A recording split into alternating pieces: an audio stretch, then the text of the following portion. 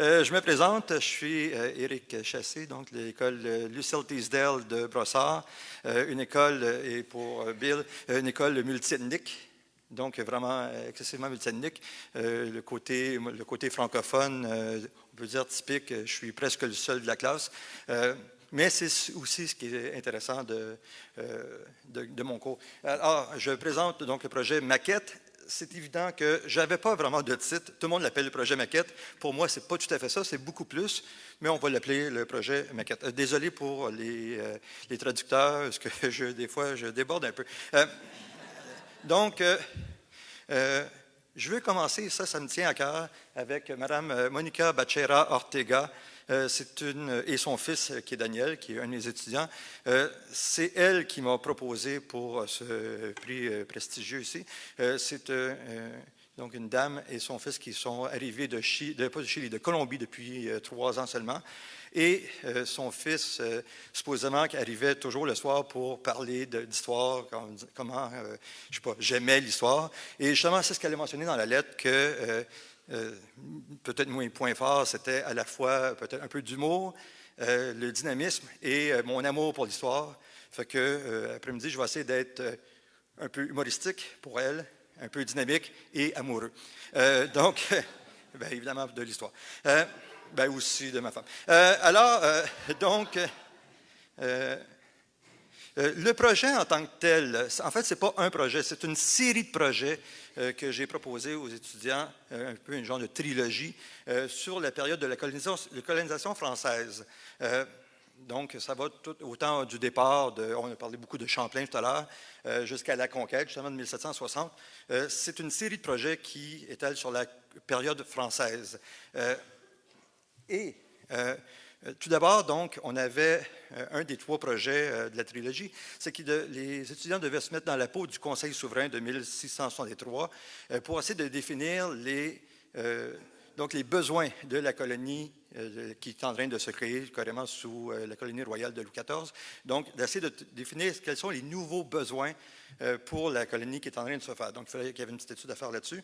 Ensuite, ils devaient se mettre dans la peau d'un architecte et de proposer les bâtiments qui correspondent aux demandes du Conseil souverain. Et ici, on voit justement une de mes étudiantes, Sarah, qui est en train de faire sa maquette sur Port-Royal. Port-Royal, qui est je pas loin de la présentation qu'on vient de voir tout à l'heure de la Nouvelle-Écosse. Alors, ils devaient se mettre dans la peau d'un architecte pour concevoir leur maquette. Et en troisième, ils devaient écrire, comme quelqu'un qui vient juste de résider dans les nouveaux bâtiments, donc ils devaient écrire une lettre à leur famille qui habite en France. Et respectifs. Donc, ils devaient l'écrire et ensuite, un autre étudiant devait répondre à la lettre pour démontrer un peu c'est quoi la différence entre la France et la Nouvelle-France de l'époque. Petite erreur ici, je suis désolé, surtout pour des grands historiens, mais l'élève a perdu un petit point parce qu'il a mis Montréal au lieu de Ville-Marie. Alors, mais maintenant, pour le projet proprement dit, celui qui a retenu l'attention du comité, merci d'ailleurs, c'est surtout donc le deuxième qui est le projet Maquette. C'est pratiquement 4 projets en un qui suit la méthode historique, donc qui suit la méthode scientifique de recherche. On remarque ici certaines maquettes, vous connaissez peut-être même les bâtiments, autant ça peut être le Fort Chambly, on a dans le milieu la maison Lebert-Lemoine, en bas l'église de Notre-Dame de la Visitation à Québec. En haut, je pense, là, je ne suis pas certain, je pense que c'est c'est peut-être le séminaire de Québec, ça je ne suis pas sûr, ou en tout cas. Donc, c'était le projet qui a été surtout retenu. Tout d'abord, donc, il fallait qu'il se trouve un thème. Il fallait qu'ils définissent le thème qu'ils voulaient élaborer à propos de la Nouvelle-France. Alors, soit que ça pouvait être la vie la vie des scolaires, ça pouvait être la vie des militaires, l'économie. On a parlé d'économie tout à l'heure. Donc, c'était un peu le thème qu'ils devaient choisir. Ensuite, et c'est là que c'est comme une double recherche, définir le thème, et ensuite, trouver le bâtiment historique qui correspond avec le thème. Donc, ils ne présentaient pas nécessairement leur maquette, ils présentaient la vie autour de la maquette. Et Ce n'est pas tout à fait une surprise que j'ai pris 2 des bâtiments des maquettes juste avant. Donc, l'église et le Fort Chambly. Un de mes préférés, évidemment aussi le château Saint-Louis qu'on a à Québec. Donc, ils devaient choisir le bâtiment qui correspond avec leur thème. Par la suite, ils devaient faire une recherche assez exhaustive de autant tout ce qui s'est trouvé à l'époque sur les deux sujets, donc autant le thème que la maquette, de voir s'il y avait déjà eu d'autres recherches faites dans le même sens autrefois. Donc, la recherche. Par la suite, ils devaient définir les plans de la maquette vraiment à l'échelle. Ça, c'est associé aussi avec le cours de mathématiques. Donc, on fait les plans vraiment bien définis. C'est encore ça ici, c'est les plans de la même Sarah que tout à l'heure. Une autre qu'on va voir aussi tout à l'heure, c'est le château Ramsey, l'ancienne version. Alors, on doit calculer les plans de chacune des maquettes. Chaque élément, mais ça, je pense que ce n'est pas une surprise pour personne ici, mais chaque élément de recherche devait être sur des fiches de lecture, des fiches de recherche avant, donc bien répertorié. Il n'y avait aucune improvisation possible, même pas pour les plans. Ce n'était pas du bricolage que je demandais. Alors, chaque fiche était répertoriée. Et je leur invitais, surprise, à les inviter à venir voir les spécialistes, à communiquer avec les spécialistes, les services qui existent au Canada, dans les musées, pour aller chercher les informations. Et ça commence à être intéressant parce qu'ils ne sont plus seulement cantonnés dans la classe. Ils devaient aller voir, autant ça peut être les propriétaires des maisons historiques, ça peut être les musées ou, évidemment, Patrimoine Canada, qui pouvait être là aussi, évidemment. Fait que peut-être vous avez déjà été contacté, on ne sait pas. Et à la limite, si ça n'a pas été fait, je vais l'inviter, mes prochains élèves, à le faire. De toute façon, c'est vraiment dans le but.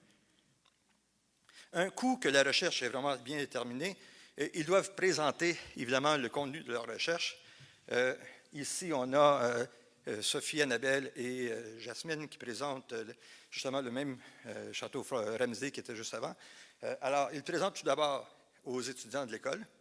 On a ici quelques photos de ça dure pendant 2 jours. On a aussi, j'ai mis Louisbourg, parce que c'est des belles petites maquettes que j'aime bien. Et par la suite, on présente les maquettes à la communauté. Donc, autant pendant, ce n'est pas non plus un hasard, que pendant les réunions de parents, nos maquettes sont évidemment visibles. Et on invite aussi ceux qui ont contribué avec nous pour venir voir les maquettes, mais aussi peut-être même leur donner les maquettes par la suite. Justement, j'ai quelques maquettes, peut-être parce que je suis fier de mes élèves. Alors, ici, on a Yann qui, avec son habitation de Québec, lui, il a presque triché parce qu'il a pris une photocopieuse au laser pour sa maquette, mais c'est correct, il avait le droit. Alors, on a avec la première habitation de Champlain, on a, peut-être vous connaissez, si vous avez déjà été dans le vieux Québec, la maison Chevalier, donc faite par une de mes étudiantes qui s'appelle Rose. On a dans le coin de la Chine, la pointe du Moulin, par un de mes étudiants qui s'appelle nom de famille Memel, je ne sais plus son prénom, je m'excuse. J'ai eu 2 frères. Alors, donc, Pointe du Moulin. Et, alors, on invite donc, ceux qui nous ont aidés, s'ils veulent des maquettes. Et justement, on a eu l'année passée une réponse positive du Musée de la Chine. Cette année, j'ai eu ça il y a 4 jours, un musée aussi à Trois-Rivières qui m'a interpellé pour avoir certaines de mes maquettes.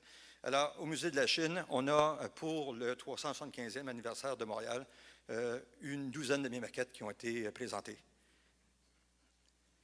En rétroaction, donc en 4e, les étudiants devaient voir quels ont été les points forts et les points faibles de leurs travaux, en général, pas nécessairement juste de la maquette. Donc, qu'est-ce qui serait en rétroaction, qu'est-ce qui pourrait corriger si, admettons, n'importe quel, ça serait à refaire.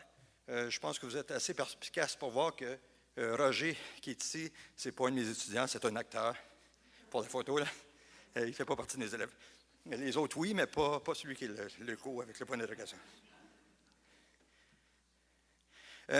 Un des points importants, je pense le point le plus important que je défends énormément dans mes cours, c'est les valeurs, je suis à l'école internationale, alors c'est les valeurs d'entraide et de respect envers les autres. Et ça, ils sont obligés dans la rétroaction, donc dans un deuxième volet, ils sont vraiment obligés de faire une réflexion sur comment ils ont aidé les autres, comment ils ont pu développer leur qualité d'apprenant. Je sais que toi, tu connais aussi dans le même phénomène. Donc, comment ils doivent développer leur qualité d'apprenant, comment ils ont fait de preuves d'empathie envers les partenaires qui ont aidé. Et ça, ils ne savent pas d'avance. Alors, celui qui a fait, admettons, la recherche seul, parce qu'elle peut se faire aussi en équipe, celui qui le fait seul et qui est sûr qui est un hyper performant, mais finalement, qu'il a laissé l'autre de côté par la suite, là, quand il arrive à faire une réflexion sur de quelle façon moi j'ai aidé l'autre, c'est plus difficile un peu.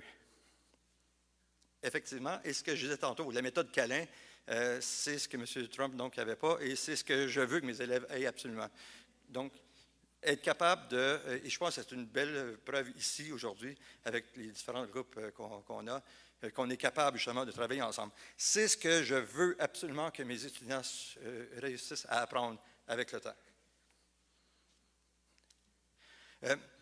En conclusion, je pense, le point fort de ce projet-là, c'est justement le contact que notre école, mes étudiants ont pu avoir avec plusieurs éléments, entre autres avec notre communauté, puisque autant on a affaire avec la ville, avec des musées, donc les intervenants communautaires.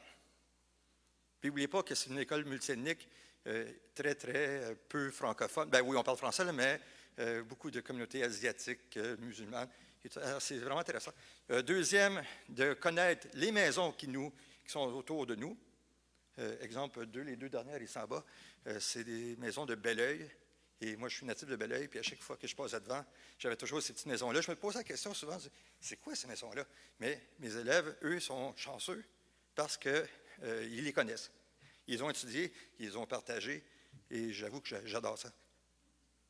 De connaître les services, ça aussi, c'est assez important, de connaître les musées, connaître les services, de savoir qui existe le Patrimoine Canada ou Tourisme Québec ou les archives avec lesquels ils peuvent fonctionner. Et je pense que ça peut faire de bons chercheurs plus tard pour cégep, université. Je sais qu'il n'y a pas de cégep partout, mais l'université, ça peut être très, très bon. Justement, connaître les musées. Musées aussi pour connaître leur contenu, savoir que ça existe. Alors, comme je dis, ça leur fait sortir un petit peu de leur coquille, de leur leur sol, et ils peuvent se connaître beaucoup plus aussi pour le tourisme et l'histoire du Canada. Et pour terminer, bien, c'est sûr que, une petite fierté quand même, ça fait donc une certaine visibilité pour l'école, puisque donc l'école ressort, autant dans les musées ou ailleurs. Puis ça, le directeur, je sais qu'il aime bien ça. Voilà, merci beaucoup. Et c'est terminé. Merci.